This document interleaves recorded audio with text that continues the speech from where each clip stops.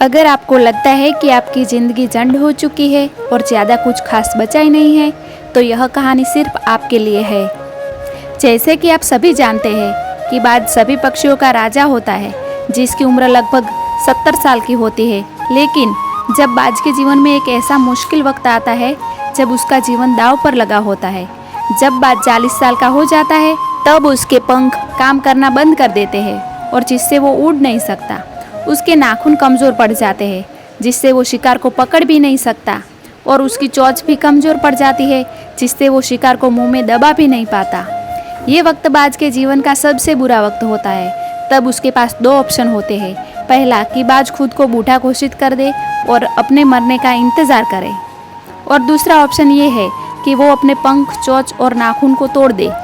आपको जानकर हैरानी होगी कि बाज दूसरे ऑप्शन को चुनता है। बाज अपनी चोंच और नाखून को पत्थर से मार मार कर तोड़ देता है और कुदरत उसे दोबारा नई चोंच और नाखून देती है, तो वो अपने नाखून से अपने दोनों पंखों को तोड़ देता है ताकि उसे नए पंख मिल सके। 6 महीने के दर्शन के बाद प्रकृति उसे नए पंख, चोंच और नाखून देती है, जिससे वो बचे हुए 30 साल फिर से नया जीवन शुरू करता है। इस 6 महीने में बेहद तकलीफ होती है। उसके शरीर से खून आने लगता है, लेकिन वो फिर भी हिम्मत नहीं हारता, क्योंकि वो जानता है ये 6 महीने का दर्द आने वाले 30 साल तक उसकी ताकत बनकर उसके साथ रहेगा। बाज के जीवन की सब बातें सीखने को मिलती है।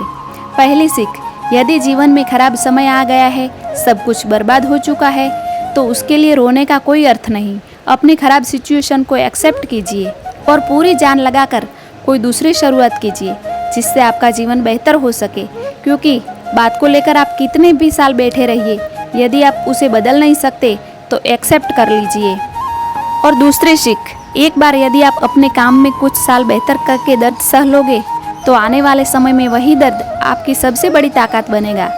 अभी कुछ साल अपने काम में जी तोड़ के मेहनत कीजिए, फिर देखिए आने वाले समय में आपके पास सब कुछ होगा और आप एक बेहतरीन जीवन जी रहे होगे।